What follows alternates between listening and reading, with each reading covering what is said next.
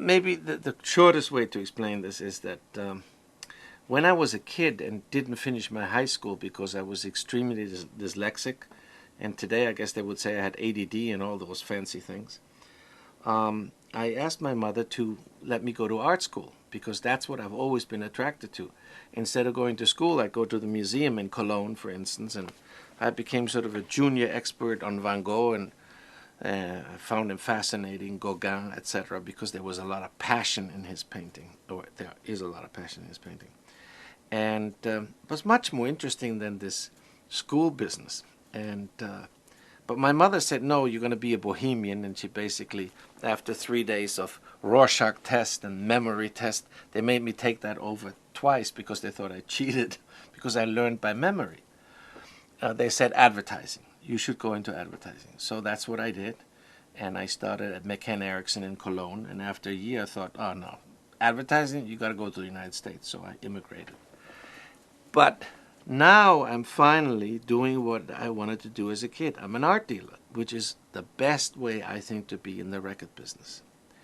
So because you deal really I think we as record people should be responsible for the artist as art dealers and not just as maximizing your bottom line. There are great historic examples of art dealers that have been very important in the cultural life of Europe, certainly. I came to the United States in 1964 with a boat, a one-way ticket, and $500, and started my advertising career in New York. I worked at McCann in the mailroom first, then in traffic. Then I worked at Doyle Dane, then in a cigarette company, and finally at Pepsi Cola International in 1970. I joined them, and I was director of creative services there. And one of the VPs asked me to develop a program that all the bottlers around the world could participate because there would be more synergy. So I thought about, there are certain universal languages like sex, music, and sport, and the first one being obviously not available to Pepsi Cola. The second one was not available either, music, because we were coming out of the crazy psychedelic 60s. And Pepsi at that time wasn't ready for it, so we decided sports. What's the biggest sport around the world? Remember, I worked for Pepsi Cola International. Soccer. Who is the greatest soccer player ever? Pelé. So I went after Pelé, and after 6 months of running around and following a circus called Santos Football Club, we signed him to Pepsi. And first he was very reluctant and only made an educational agreement. So for 1 year we ran from Australia to Nigeria, etc., doing clinics and wall charts and how to play books, etc. And we made fantastic films. I'm really proud of that achievement. Pelé, the Master and His Method, which was 6 inspirational films showing Pelé and his artistry, but showing the artistry and not just didactic learning. This has to do with my theory that education has to be a conspiracy and not stuffing the bag with facts.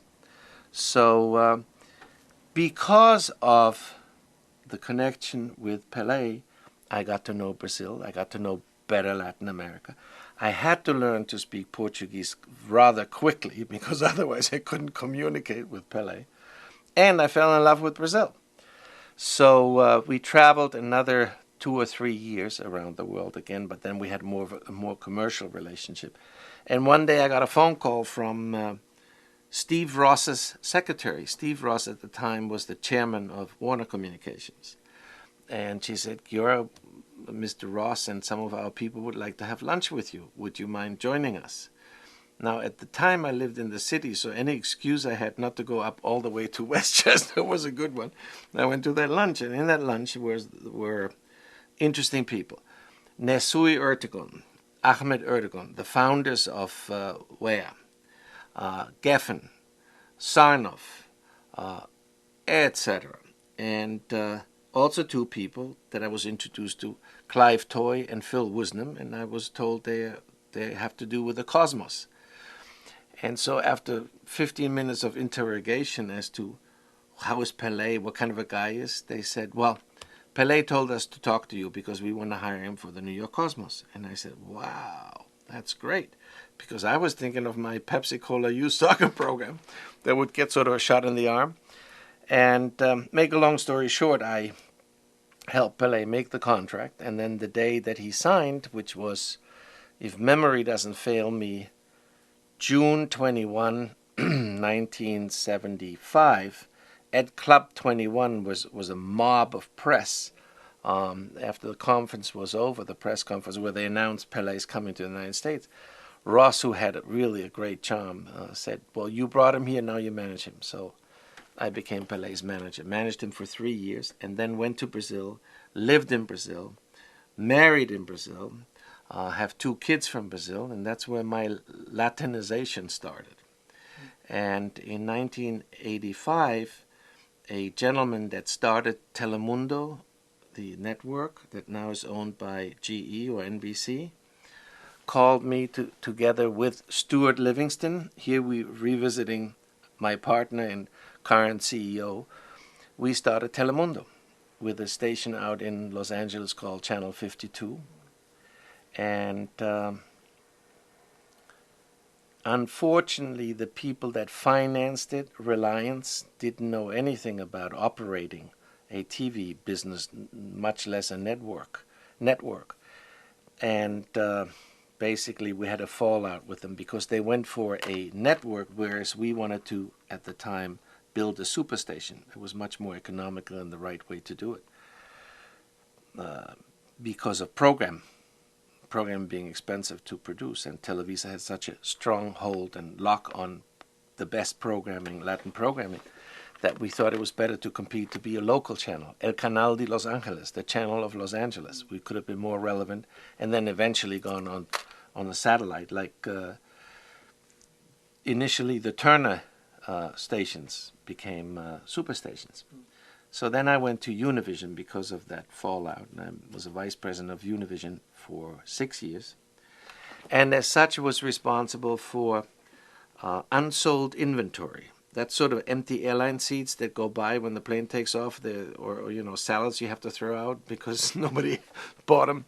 And I turned that inventory into money.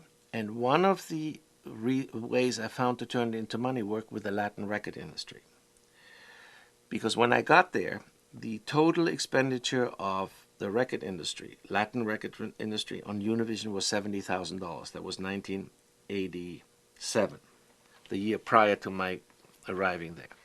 And when I left them in 93, it was $2.5 million. Because we made deals with them where they said, well, we don't have any money, we can't afford it. And we said, well, why don't you let us risk the inventory? And if you succeed, terrific, then you pay us a royalty. So that was all done that way. And we promoted Selena and helped her break Selena and various other acts. It was a fun time. And because of the relationship I had with all the heads of the Latin record companies, I worked very correct with them and always thinking of their business also, which is a way to do really business. When I then started in 96, they all gave me tracks, which normally they don't do. So that's how I started in the record business.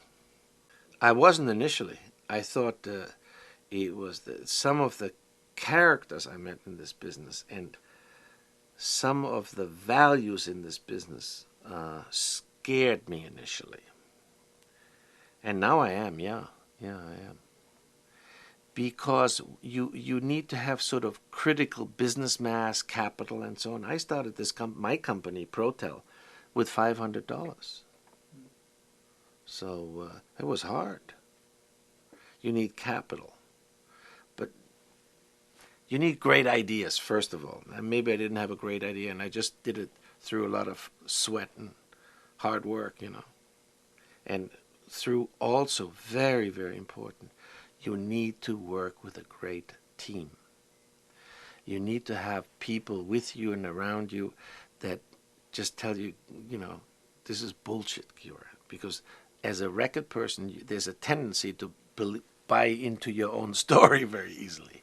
So the team in a record company is very important.